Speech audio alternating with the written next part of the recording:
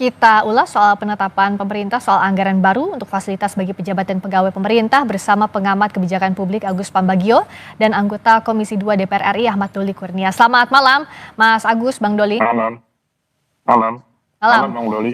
Selamat malam. Malam, saya Malam. ke Mas Agus dulu. Jadi kalau soal catatan anggaran bagi pejabat ini, kalau Kementerian Keuangan bilang bahwa ini sudah sesuai dengan harga pasar, juga untuk makanan misalnya, ini tidak terlalu besar dianggapnya untuk ukuran Jakarta, batas tertinggi yang bisa dibelanjakan. Sebenarnya sudah tepat atau belum dari sisi hitungan kalau menurut Mas Agus? Gini ya, kan saya mendukung apa yang disampaikan oleh Presiden Prabowo soal penghematan. Sehingga yang terjadi di kementerian dihemat, AC tidak dipasang full, listrik dikurangi dan seterusnya. Lalu pertemuan-pertemuan dan sebagainya dikurangi. Nah, perlu Anda ingat bahwa fasilitas-fasilitas ini kan ditentukan untuk eselon 2 ke atas. Yang fungsional kan tidak. Padahal kawan-kawan ASN itu kan selain gaji, tambahan itu ada diskusi, jalan keluar kota, menginap, dan seterusnya. Nah, kalau itu sudah ditiadakan harus atau diturunkan, harusnya yang di eselon 1-2 juga sama. Ngapain beli sewa mobil lama-lama, kasih aja yang kan sekelas banyak lah MPV yang tidak terlalu mahal. Yang penting kan tidak kehujanan, tidak kepanasan. Juga patwalnya tidak usah banyak-banyak. Karena kalau kita minta patwal kan kita beliin motor itu, beliin mobil. Meskipun tidak tertulis ya, tapi artinya jangan diskriminasi lah. Yang ditekan terus adalah eselon bawah, tapi eselon atasnya tidak mau ikutan. Oke. Ya itu tidak adil. Kita kan mendukung apa yang disampaikan Presiden gitu. Oke, Bung Doli tadi disampaikan Mas Agus, yang berhemat, yang kena efisiensi jangan cuma eselon 2 ke bawah, eselon 1-2 juga harusnya sama-sama, sama rata sama rasa, gimana? Iya, saya kira memang prinsip keadilan juga harus ditegakkan ya.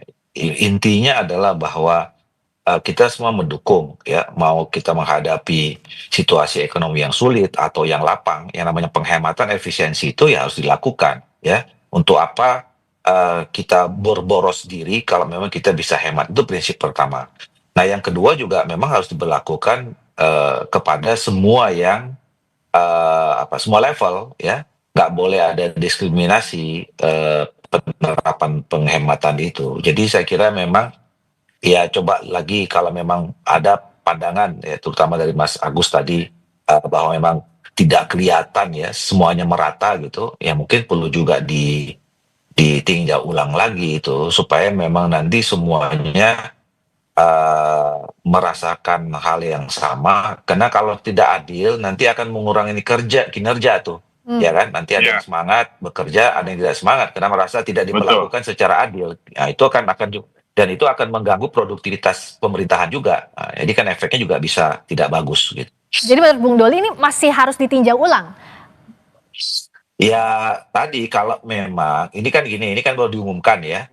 Saya kira kan pertama tentu pemerintah juga pasti punya pertimbangan ya mengeluarkan kebijakan ini. Kementerian Keuangan juga pasti punya rumusan-rumusan gitu. Nah, tapi kalau kemudian nanti ada feedback, ada masukan, terutama juga nanti yang terdampak, maksudnya mereka yang kemudian nanti merasakan, katakanlah tadi kalau misalnya Mas Agus mengatakan itu hanya terkena kepada eselon 2-3, kan pasti mereka lama-lama teriak tuh, ya kan? Nah, kalau memang nanti seperti itu, ya tentu pemerintah harus juga memperhatikan suara-suara seperti itu. Nah, Mas Agus tadi agar tidak terjadi hal-hal yang mengurangi produktivitas karena jadi nggak semangat karena loh kok kalau untuk eselon 1-2 tetap dapat fasilitas sementara eselon bawah ini harus berhemat.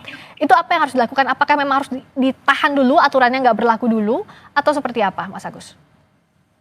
Gini, kan kita tahu semua lah kawan-kawan ASN itu kan tambahan-tambahannya dari tadi diskusi dan sebagainya. Akibatnya yang ditekan gitu kan hotel-hotel, tempat-tempat pertemuan kan sepi juga. Sehingga mereka gajinya dipotong juga, unpaid leave-nya 10% dan seterusnya. Nah, maksud saya, ya itu diperhatikan. Jangan pejabat apa beda sih, kan makannya nasi juga sama. Ngapain harus ke tempat restoran mahal? Ya oke lah kalau normal. Tapi kalau sekarang, atau siapa yang mau bayarin? Tauke-nya yang mau bayarin, kan itu juga perlu. Ini kan kalau yang kelas bawah mana punya tauke. Nah, semacam ini susah kan sekarang saya bilang pada teman-teman ASN itu yang kelas bawah, ya kamu sekarang dihemat AC-nya, listriknya itu ya bawa aja kipas angin, kan pada gitu di awal-awalnya. Saya cuma bilang satu lagi yang harus dibawa yaitu deodoran, karena jadi kita berkeringat gitu. Nah, ini hal-hal ini ke soal kesetaraan lah. Kita kan Ya. sama-sama berhemat. Kita setuju Presiden bilang hemat, ayo kita hemat. Tapi jangan begini. Ini kan melukai saja. Sudah dapat fasilitas, ada rumah, ada apa, sudahlah. Pengawalnya nggak usah banyak-banyak. Tetot bikin orang marah itu. Ya. Itu Nah, bikin orang marah. Jadi nggak perlu. Itu yang harus dihilangkan. Kalau kita mau sama-sama melarat ya, sama-sama menikmati kekurangan ekonomi dan sebagainya. Nah, jadi kalau dari tadi yang disampaikan Mas Agus harus dijaga juga kan psikis eselon 2 ke bawahnya. Jangan Iya. sampai kok kalau pejabat dapat fasilitasnya tetap aja nggak Iya. ada yang dipotong signifikan gitu ya Mas Agus. Iya kan, kalau dibilang tanggung jawabnya kan besar ya, siapa suruh mau jadi pejabat gitu kan. Dan apalagi sekarang juga ada kasus TNI Polri itu juga menambah lagi. Jadi ASN itu bekerja di negara itu cita-citanya 4D atau jadi eselon 1. Kalau di situ lalu dikosong tempat-tempat itu diisi oleh yang bukan ASN, kan itu juga menambah semangat juga gitu. Oke. Mengurangi maksud saya.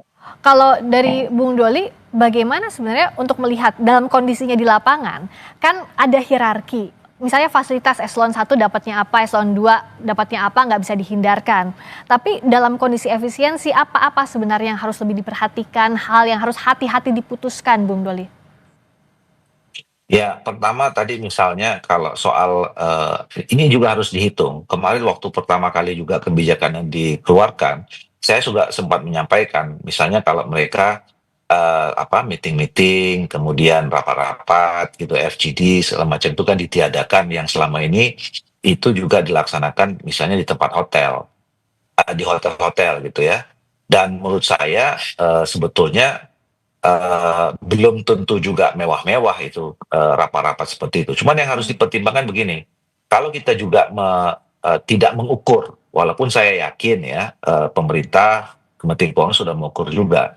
Kalau misalnya kegiatan-kegiatan yang selama ini dilaksanakan di luar, di hotel itu juga dihapuskan total, itu kan pasti juga berdampak kepada rakyat kecil yang bekerja di situ. Oke. Restoran, itu kan juga ada rakyat yang bekerja. Nah, kalau itu juga nanti pada akhirnya sepi, ya itu kan juga akan berdampak, satu. Yang kedua, secara internal, tadi saya kira memang ya kita kan sama-sama tahu juga sebetulnya fasilitas-fasilitas yang selama didapat gitu. Jadi kalau misalnya kebijakan diterapkan, yang fasilitas selama ini yang kadang-kadang kalaupun nggak ada penghematan itu membuat iri juga, ya kan?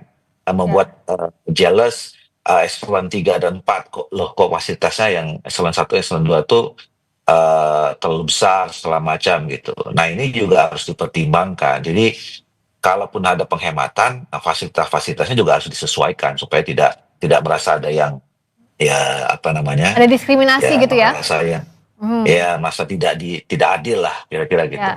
Kalau alasannya atau kalau statement yang diberikan bahwa ini menyesuaikan harga pasar misalnya untuk kendaraan, apakah iya memang harga pasar itu harus jadi satu-satunya yang diikuti, atau ya tadi ada banyak pointers yang harus dipertimbangkan, Bung Doli?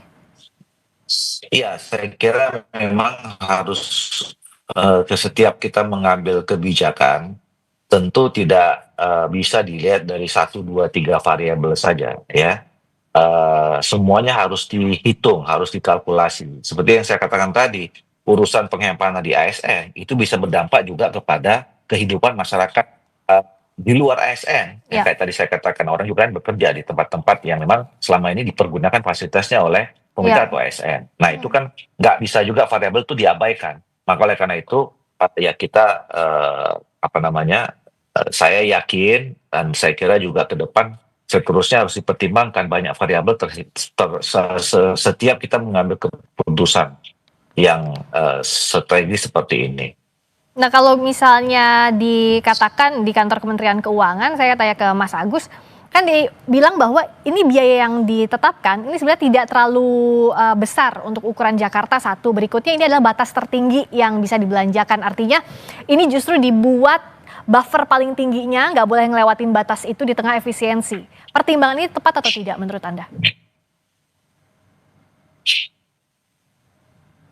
Mas Agus tolong di-unmute dulu. Belum di-unmute. Ya, Ya. itu kan dasarnya apa? Yang landasan utama harga situ. Ya kalau standarnya Alphard, standarnya BMW, Mercedes dan sebagainya iyalah. Tapi kan tidak perlu itu. Tugas negara memberikan fasilitas kepada pejabatnya itu sesuai dengan kemampuannya kan begitu. Hmm. Nah sekarang daripada untuk menaikkan tingkat level jenis mobilnya yang multi mewah gitu, kenapa tidak dana itu digunakan untuk oke lah kalau gitu bikin lagi diskusi-diskusi supaya yang kelas bawah itu dapat tambahan. Dia Oke. pergi ke daerah, airline dapat penumpang, hotel dapat tamu. Kan semua tadi Bang Doli sampaikan juga itu. Jadi daripada dipasangkan di sana toh mereka punya mobil mahal juga, ngapain dikasih mobil mahal oleh pemerintah gitu. Oke. Mobil biasa saja, MPV biasa, yang penting kan bisa nyampe kantor, boleh pakai tot gitu, tapi kan uang yang digunakan di situ, itu digunakan untuk yang kelas bawah supaya dia bisa dapat tambahan, diskusi keluar daerah, kontrol apa kayak gitu loh. Tidak banyak-banyak, tapi berilah kesempatan sehingga mendapatkan tambahan. Itu yang saya katakan Oke. harus ada imbangan. Gitu. Jadi sederhananya gini ya Mas Agus, tambal sulam. Oke lah kalau tadi asalnya komponen mobilnya harganya sekian, standarnya mobil Ya, mewah turunkan tertentu separuhnya. diturunkan, diganti dialokasikan ke yang misalnya bisa berdampak lebih banyak lagi untuk restoran atau misalnya hotel atau apa kalau ada pertemuan gitu ya. Atau kantor AC-nya jangan panas sampai 26 karena dimatikan. Ya kan, hari-hari harus bawa fan, bawa tadi deodoran, itu kan nggak benar. Jadi maksud saya turunkan itu standar yang sudah di atas yang untuk supaya di bawah bisa semangat, dia bisa jalan sekalian pulang kampung, ya kan? Ya diskusinya jangan berlebih lah, diskusinya memang ada hasilnya. Dan juga akhirnya hotel kan bisa menjalankan MICE, ada uangnya. Sekarang hotel hanya bergantung pada orang menginap itu nggak banyak. Kemudian juga airline yang sekarang sudah mau bangkrut semua itu bisa punya sudah mau bangkrut dipotong pula tarifnya gitu kan, sementara US dollarnya tetap tinggi. Nah hal-hal semacam ini kan bisa kan, masa Menteri Keuangan tidak bisa ngitung gitu? Bisa lah. Itu cuma lulusan tata buku aja bisa itu. Iya, jadi daily schedule yang harusnya dialokasikan untuk meeting dan lain-lain sebenarnya masih bisa aja ya, asal standarnya turunin, asalnya misalnya bintang 5, jadilah bintang 3 atau seperti apa. Bisa bintang 5 juga bisa silakan, tapi yang untuk alokasi kendaraan, fasilitas yang hanya dinikmati eselon 1, 2 dan menteri itu yang dipangkas. Ya, jadi yang hanya dinikmati golongan tertentu gitu ya Mas Agus ya? Iya, dan mereka kan sudah cukup mampu untuk membeli mobil sendiri, mana ada menteri yang miskin? Nah, ada kan? Oke. Kalau dari Bung Doli, bongkar pasang format anggaran seperti ini secara birokrasi memungkinkan atau enggak sih, Bung Doli? Oke, kita masih coba lagi perbaiki komunikasi, tadi terputus sambungannya. Jadi kalau secara birokrasinya Mas Agus bisa-bisa aja ya ini dilakukan? Ya bisa saja, kan ini Juni, ini kan ada perubahan anggaran nih, makanya kan muncul.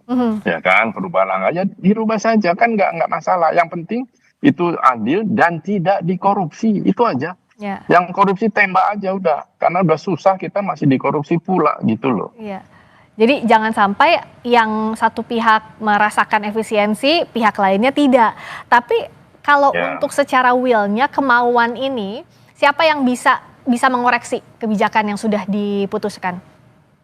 Ya, kan ada Menteri Keuangan lapor Presiden tetapkan kan begitu. Ya kan, kenapa dipotong begini, untuk apa, untuk ini Pak, ini supaya semangat teman-teman ASN bekerja menjalankan program-program Bapak, apakah MBG kayak atau apa semuanya, supaya dia semangat ini. Pasti setuju Presiden, saya yakin. Karena yang jadi menteri jadi itu kan bukan orang miskin. Dan dia tidak perlu dikasih itu dalam situasi sekarang ya. Kecuali kalau nanti kita sudah makmur, yang silahkan aja pakai standar-standar yang Menteri Keuangan tadi sampaikan. Tapi sekarang ini tolonglah yang di bawahnya ini diangkat, karena banyak sekali sektor yang sangat bergantung pada APBN.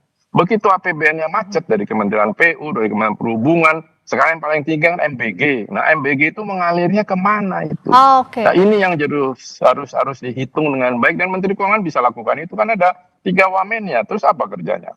Jadi kalau Mas Agus lihat ini aturannya salah momen? Ya iyalah. Harusnya kan melihat situasi, kan Presiden jelas penghematan, itu jelas loh pesan Presiden yang harus dijabarkan anak buahnya. Nah dijabarkan itu, mana penghematannya? Kok yang cuma di bawah dihemat tadi? Nggak boleh ada acara ini itu, yang itu justru ada pemasukan buat kawan-kawan ASN. juga lalu pengaruhnya kepada hotel, kepada airlines, pada bis, kereta api, semua. Ya. Nah kalau itu tidak diangkat kan nggak bergerak ekonomi.